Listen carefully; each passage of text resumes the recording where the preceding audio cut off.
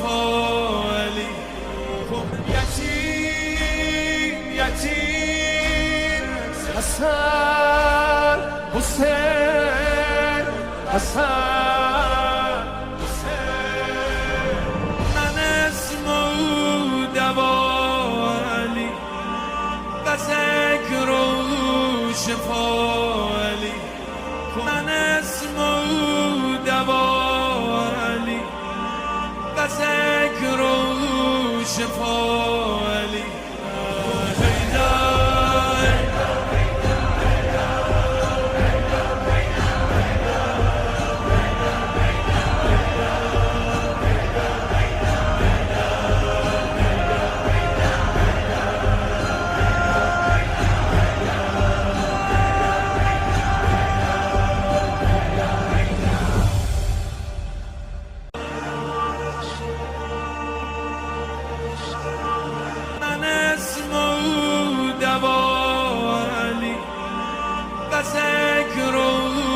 شفالی یتیم یتیم حسن حسین حسن حسین من اسم و دوالی و ذکر و شفالی من اسم و دوالی و ذکر و شفالی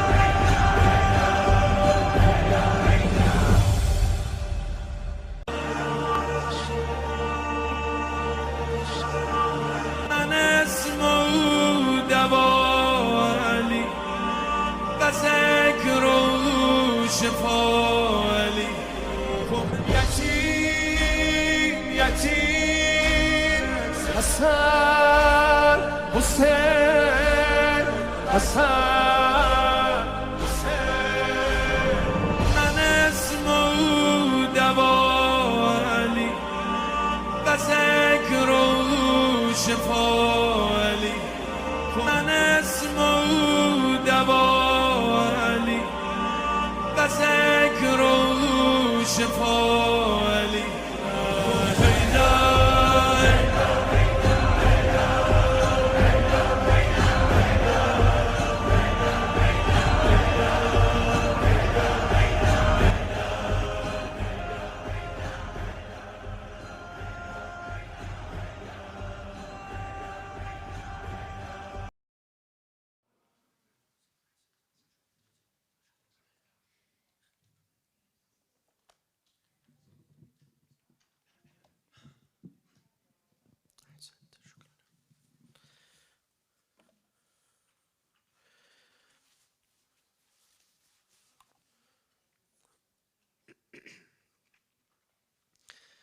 أعوذ بالله من الشيطان الرجيم.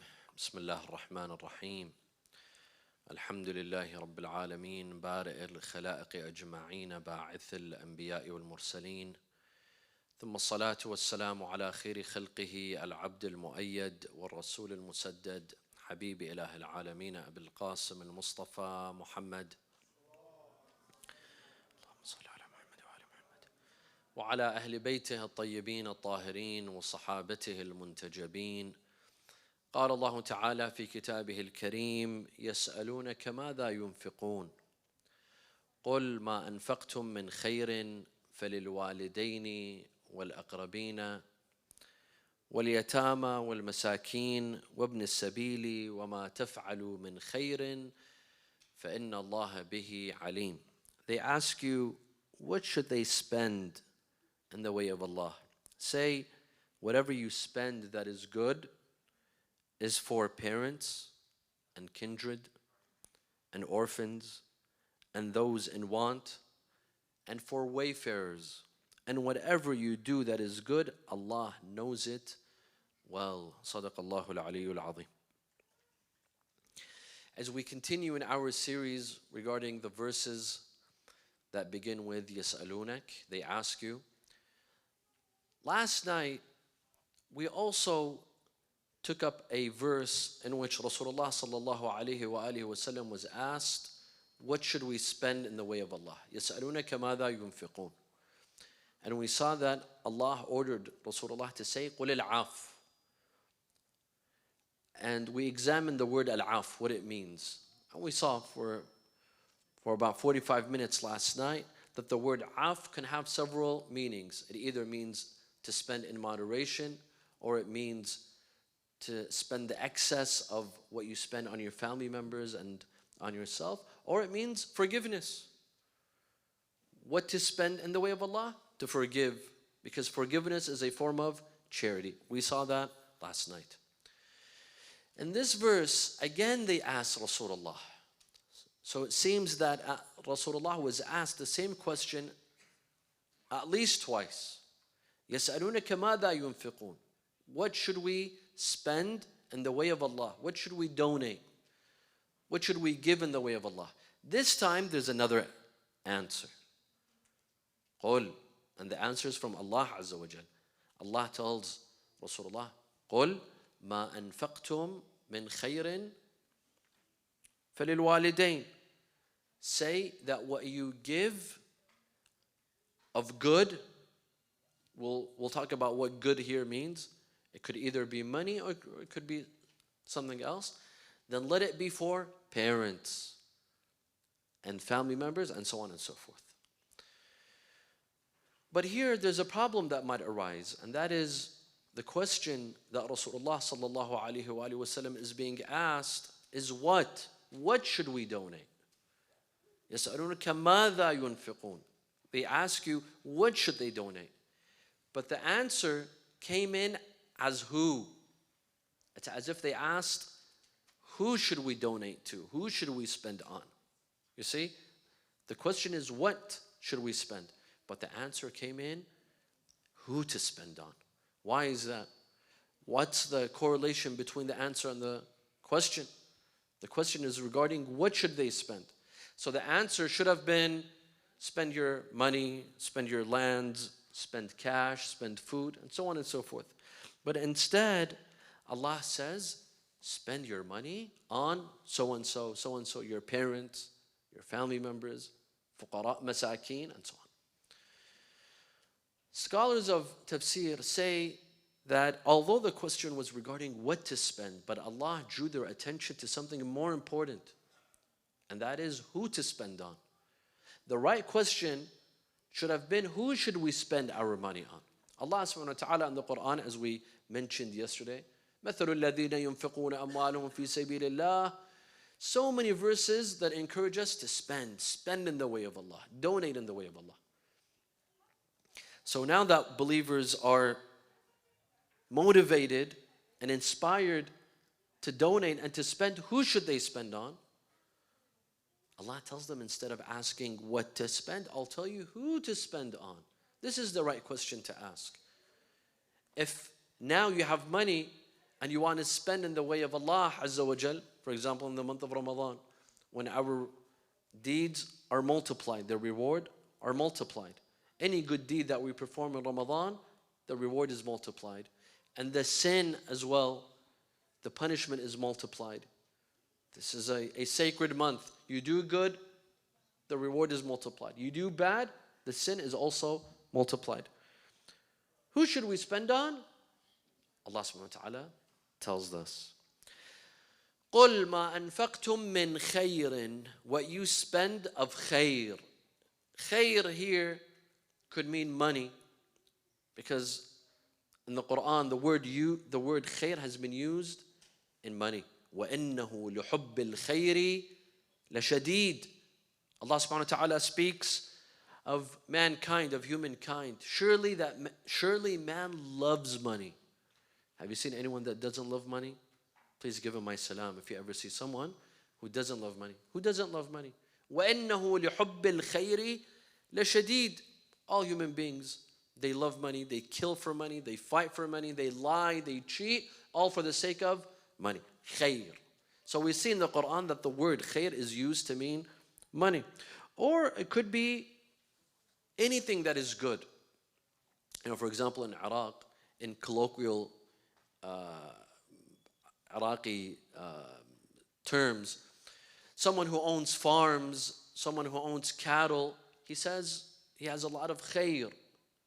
Anda khair. It means he owns a lot.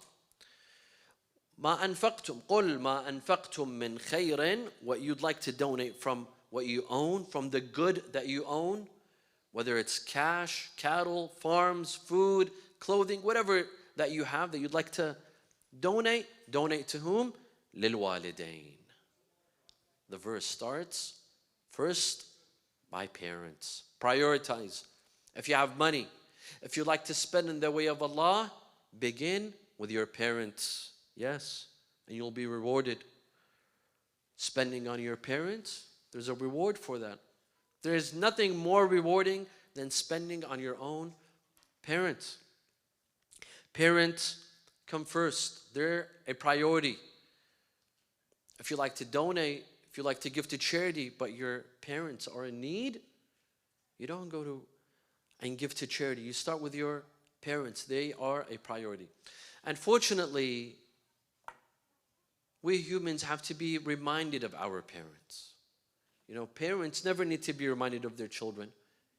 You don't see a verse in the Quran where Allah reminds parents of spending on their children. That's biological. It's in your system to spend on your children. But unfortunately, the other way around is not the case. Children have to be reminded of their parents. Spend on them. Take care of them. Their medical needs, their expenses. Spend on them. Ajib. Our parents that spent sleepless nights taking care of us for years and years, but when we grow up and we have money, we forget to spend on our parents. Isn't this a tragedy? There are some that spend on themselves, their wife, their children, the husband. She spends on her husband. We spend on our children, on our vacations, our homes. We buy the fanciest cars. We buy the latest smartphone. Whatever it is, when it comes to food, ila masha'Allah, we're generous when it comes to ourselves and our children, but our parents are neglected. Our parents are completely neglected. The parents have to go and receive social services. They have to go on welfare. When the son and daughter have money, but they don't spend on their parents. Here, Allah subhanahu wa ta'ala has to come and remind us. We need a reminder.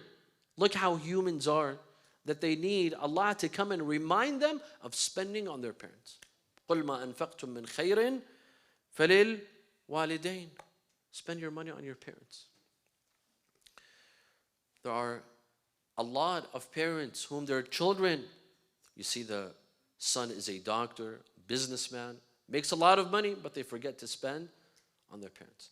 Of course, to be fair, I've seen a lot, and you've seen, I'm sure you've had a lot of experiences, and I have too, of children that spend on their parents, that take in their parents on a full ride. Whatever it is that their parents need, a house, they take them to Hajj, they take them on ziyarah, their vacations, their expenses, it's all on the son or daughter. I've seen many in my lifetime, and I'm sure that you have experiences as well, of some children. When I say children, I don't mean little children. 30, 40, 50-year-olds that take care of their parents.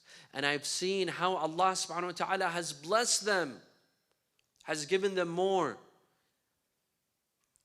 The money that they make, Allah subhanahu wa ta'ala has blessed it and multiplies just because they take care of their parents. Allah has blessed their children. Allah has blessed their lives. Everything goes smoothly for them because they've taken care of their parents. This is real. This is real. And this happens. When we take care of our parents, Allah subhanahu wa ta'ala takes care of us. It's very simple. Allah doesn't ask for anything. Allah doesn't say, go and take care of your neighbors. Go and take care of strangers. Allah says, take care of the man and woman that brought you to this life. The mother that brought you into this life, take care of her. The father that brought you here, take care of him, and I'll take care of you. It's very simple. It's a simple equation. But you'd be surprised at how many people neglect this. Let me tell you this story. وَصَلُّوا عَلَى مُحَمَّدٍ وَآلِ مُحَمَّدٍ.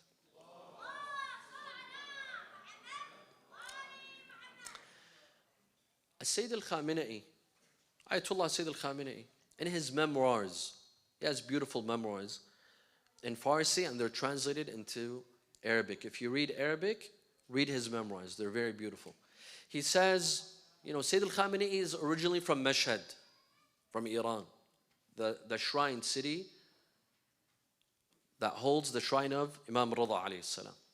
He says, I was in Mashhad at the time when he was studying.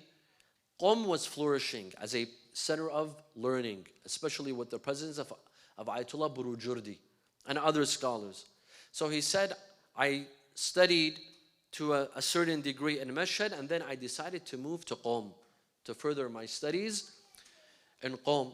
And he studied, I don't know for how long, maybe 5-6 years. He attended the upper level lessons of the ulama of Qom, specifically Sheikh Murtada al-Ha'iri, the son of Sheikh Abdul Karim al-Ha'iri, the founder of the Islamic seminary in Qom. He said, I was studying diligently. I was a very serious student in Qom until I received news that my father, Sayyid Jawad al-Khamenei, had gone blind, and he needed to perform an eye surgery in Tehran. So he came from Mashhad to Tehran to perform an eye surgery. Sayyid al-Khamenei, he says, I have two brothers, one older than me, Sayyid Muhammad, and one younger than me, Sayyid Hadi. And I believe, if I'm not mistaken, they were both in jail. This is when? During the days of Shah, for political persecution, because, these scholars, they led a revolt against the Shah of the time. So they were in jail, or they were busy. They couldn't be with their father in Tehran to perform their eye surgery. So he said that it fell upon me to come to Tehran and wait with my father for my father to perform his eye surgery. He said that this process was going to take several months. It wasn't going to take a couple of days. It was something that was going to take several months. He said that I knew if I leave Qom, I'm not going to come back. This was my departure from Qom. I'm not going to be able to come back to Qom. And indeed, I left Qom and I came to Tehran to be with my father for him to perform his eye surgery. And his father performed his eye surgery and he gained back. And this is something very rare. After losing your eyesight, it comes back. This is rare. He gained his eyesight back and he went back to Mashhad. He said, although I left Qom and I left the center of learning, but I believe that where I am today, it's because I was with my father in Tehran. It's because I left Qom and I made a major sacrifice of leaving the Hawza, but I came and I remained with my father for him to perform his surgery. Where I am today as the supreme leader, it's because of this, because I stood with my father. And there's so many other examples. Allah subhanahu wa ta'ala says, take care of your parents, I'll take care of you. I'm not asking for more. I'm not asking for too much. The person who brought you into this life, the mother who brought you into this life, take care of them, and I'll take care of you. Sallu ala Muhammad wa ala Muhammad. Look at the Quran. In so many verses, Allah reminds us of our parents. You don't see a verse where parents are reminded of their children, to take care of their children, but children are reminded to take care of their parents. وَوَصَّيْنَا الْإِنسَانَ بِوَالِدَيْهِ وَوَصَّيْنَا الْإِنسَانَ بِوَالِدَيْهِ حُسْنًا. We have reminded man to take care of his parents, to be good to his parents. وَإِنْ جَاهَدَاكَ لِتُشْرِكَ مَا لَيْسَ لَكَ بِهِ عِلْمٌ فَلَا تُطِعْهُمَا. And if they force you to perform shirk and cut your ties off with Allah, to reject tawheed and believe in shirk, all you have to do is don't obey them. That's it. فَلَا تُطِعْهُمَا. The Quran doesn't say fight with them, argue with them, try to convince them. No. فَلَا تُطِعْهُمَا. Simply don't listen to them. continue believing in your Islam. And that's it. In another verse, again, وَوَصَّيْنَا الْإِنسَانَ بِوَالِدَيْهِ حَمَلَتْهُ أُمُّهُ وَهْنًا عَلَى وَهْنٍ. Allah says, we reminded of man of his parents. His mother carried him. Pain over pain. وَهْنًا عَلَى وَهْنٍ. His mother carried him. We have to be reminded that our mother carried us, had sleepless nights because of us. وَفِصَالُهُ فِي عَامَيْنِ أَنِ اشْكُرْ لِي وَلِوَالِدَيْكَ. Thank me and thank your parents. This is what I'm asking you. Thank Allah Azza wa Jal and thank your parents. وَإِلَيَّ الْمَصِيرُ. And another verse. وَقَضَى رَبُّكَ أَلَّا تَعْبُدُوا إِلَّا إِيَّاهُ وَبِالْوَالِدَيْنِ إِحْسَانًا. Allah has decreed that you shall worship none other than Him and kindness to parents. Look, that worshipping Allah and Tawheed, which is the most important thing in Islam. In fact, if there is anything we have in common with Christianity and Judaism is what? Tawheed. We all call for Tawheed, the oneness of Allah and that God should be worshipped. وَقَضَى رَبُّكَ أَلَّا تَعْبُدُوا إِلَّا إِيَّاهُ وَبِالْوَالِدَيْنِ إِحْسَانًا. Worship none other than God and love your parents. Show kindness to your parents. Be with your parents. إما يبلغن عندك الكبر أحدهما أو كلاهما فلا تقل لهما أف. If one of them becomes old or both of them become old, maybe they have Alzheimer's, maybe they keep on repeating the same questions, don't yell at them. Don't scorn them. Be kind to them. ولا تقل لهما أف. Don't even say أف. لا. ولا تنهرهما وقل لهما قولا كريما. The Quran, time and time again, reminds us. And incidentally, the Quran reminds us of our mothers twice. حَمَلَتْهُ أُمُّهُ وَهْنًا عَلَى وَهْنٍ. In one verse. And another verse, نعم. In another verse, وَحَمَلَتْهُ أُمُّهُ كُرْهًا وَوَضَعَتْهُ كُرْهًا. Twice. We're reminded of our mothers, to take care of our mothers. When they grow old and we try to run away from them and all we think about is our children, but we don't think about our parents, Islam says, no, remember your parents. Even if they grow old, even if they're needy, even if they're naggy, even if they have Alzheimer's and they begin to forget and they repeat the same questions over and over again, that's fine. Be with them. Sallu ala Muhammad wa ali Muhammad. A man came to Imam al-Sadiq. A man came to Rasulullah sallallahu alayhi wa sallam. Imam al-Sadiq narrates. He says a young man came to Rasulullah sallallahu alayhi wa sallam during the days of his battles, in the battles of Rasulullah. You know, everyone wanted to participate in the battles of Rasulullah. It was a great honor for you to participate and be with Rasulullah in the battle. This was a great honor. A young man came to Rasulullah and he said, Ya Rasulullah, I'd like to participate in jihad, but I have two lonely parents and I'm the only child. What should I do? Should I join the jihad or should I stay with my parents? Rasulullah tells him, وَالَّذِي نَفْسِي بِيَدِهِ. I swear by the one who holds my life. My life is in his hands. What? لَأُنْسُهُمَا بِكَ يَوْمًا وَلَيْلًا خَيْرٌ مِّن جِهَادِ سَنَةٍ. For them to enjoy your presence for a night and a day is better than jihad for an entire year. Fighting for the sake of Allah for an entire year, spend a night with your parents. For them to enjoy your presence. Unfortunately, we don't even give our parents that pleasure. You know, some of us, our parents don't want our money. They want our time. They want our attention. A lot of us, we go to our parents, you know, supposedly we're spending time with our parents, but we're actually on our phones. We're checking WhatsApp. We're sending messages, voice notes. We're on YouTube, and we're supposedly spending time with our parents. No, that's not spending time with your parents. Our parents, some of them, they don't want our money. They want our attention. For a mother to sit with her children, even when they grow old, to spend time, that means the world to our parents, but we don't even give them that. What does that say about us and our values. And what does that say about our own futures? Because believe me, however we treat our parents, our children will treat us the same exact way. Sallu ala Muhammad wa ala Muhammad.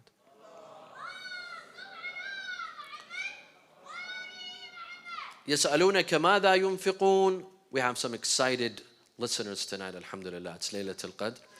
يسألونك ماذا ينفقون. They ask you, what should we donate? قل ما أنفقتم من خير فللوالدين. What you give in good, number one, for parents. Number two, للأقربين, family members. Give to your family members, relatives. We talked about this a couple of nights ago.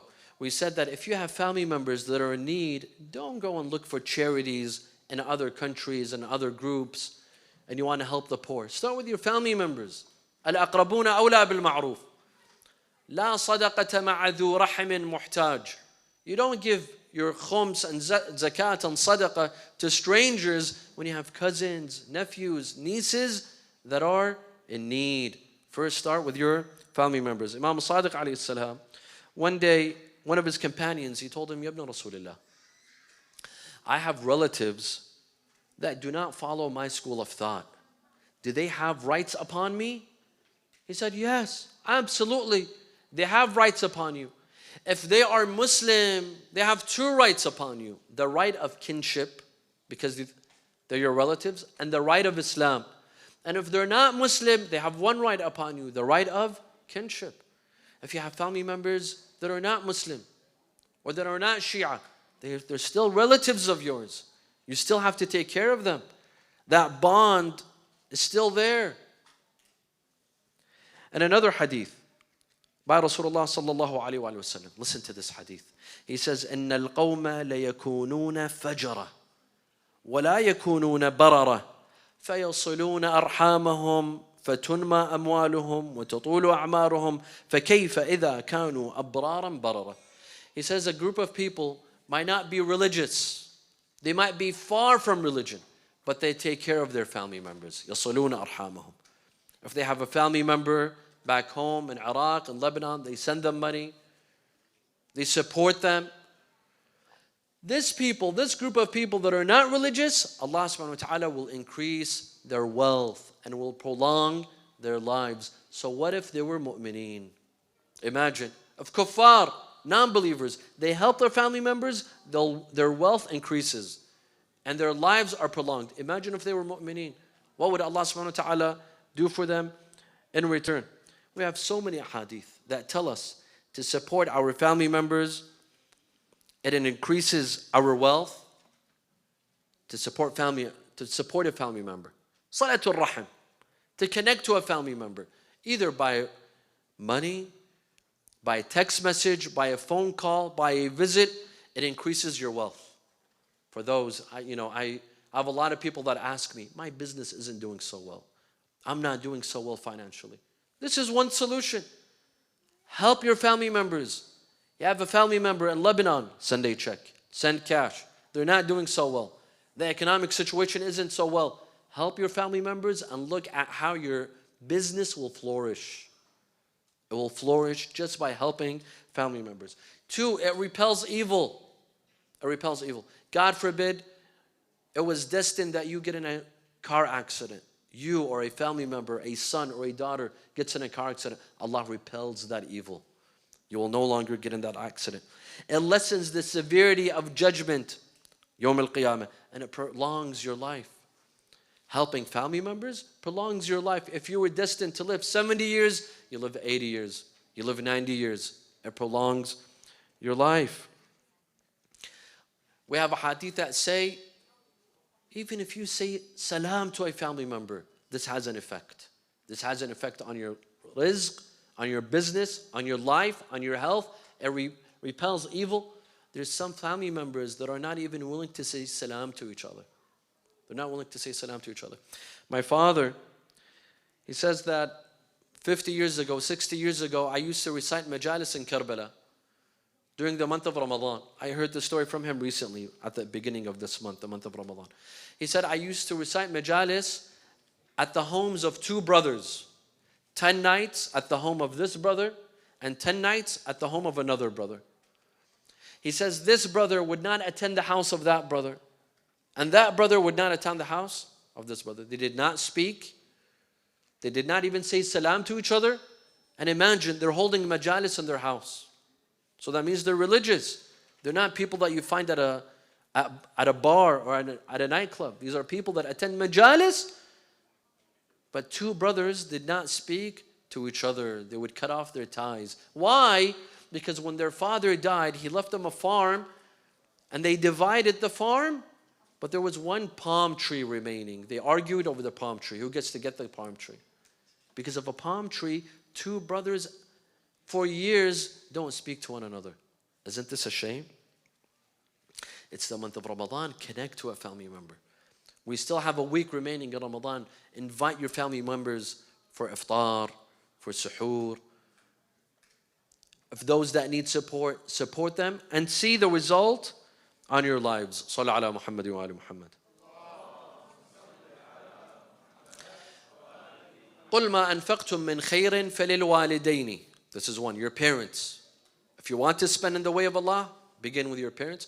وَالْأَقْرَبِينَ وَالْيَتَامَى. Orphans. We talked about orphans a couple of nights ago on the eve of the 20th of Ramadan. Rasulullah sallallahu alayhi wa sallam in the beginning of Ramadan, the khutbah to welcome the month of Ramadan, he says, وَتَحَنَّنُوا عَلَىٰ أَيْتَامِ النَّاسِ يُتَحَنَّنْ عَلَىٰ أَيْتَامِكُمْ. Show mercy to the orphans of others. Mercy will be shown unto your children. And we saw in the wasiyah of Amir al-Mu'mineen, in his final will to Imam al-Hassan and Imam al-Hussein, how he said, Allah, Allah fil aytam. Take care of orphans. Don't hurt an orphan. Don't break the feelings of an orphan. And then the verse says, wal masakeen. Give your money to masakeen and fuqara. What's the difference, my dear brothers and sisters, between fuqara and masakeen? Why is it that we see in some verses or in some hadith, fuqara, which means destitute, the poor, and sometimes the word masakeen are used? What's the difference between a faqir and a miskeen?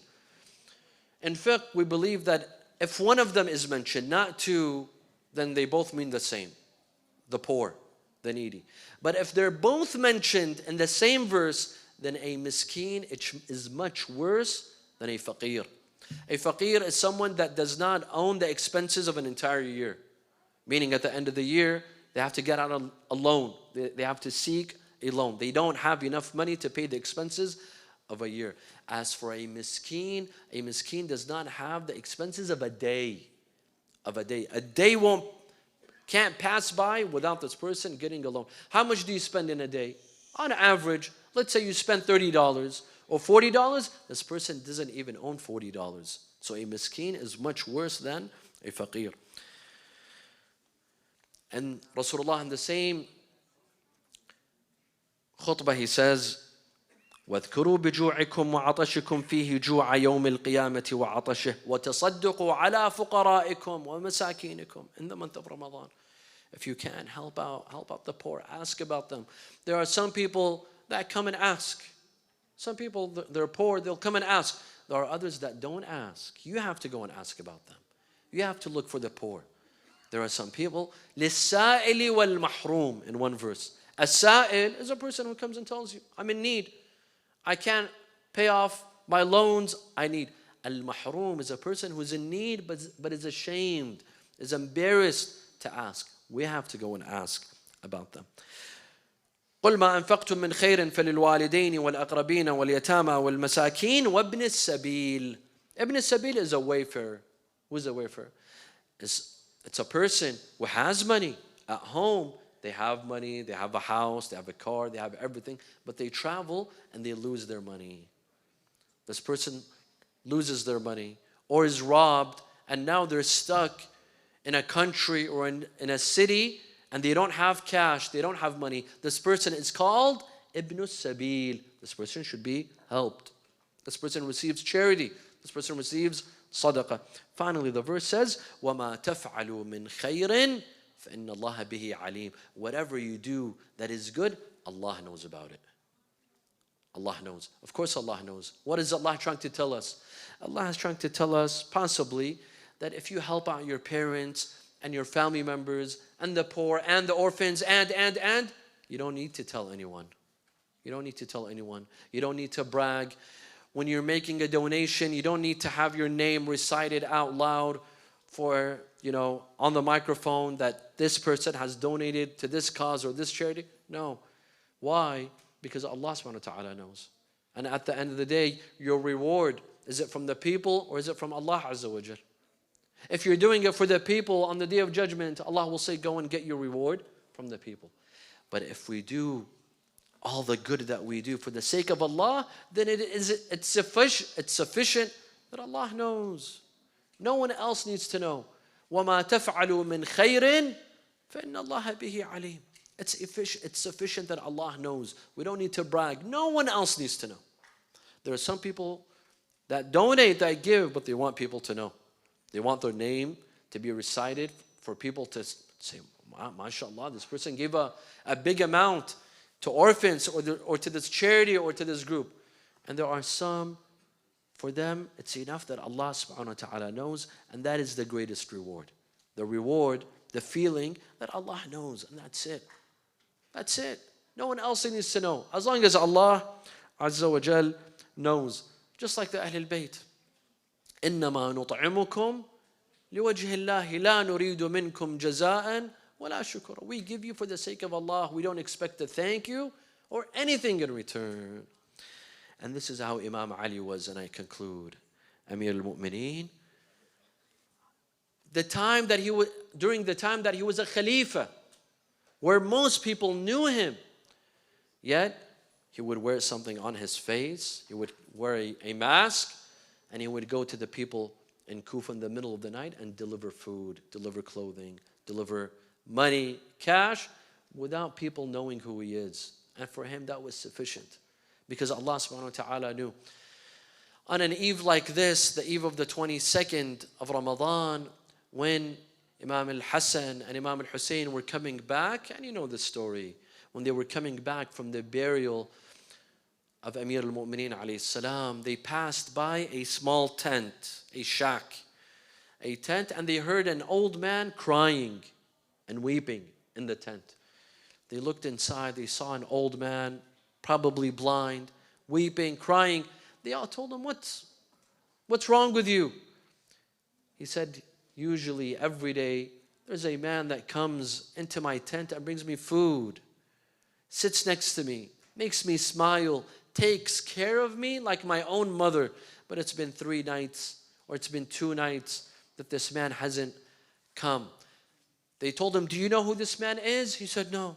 He never told me what his name is.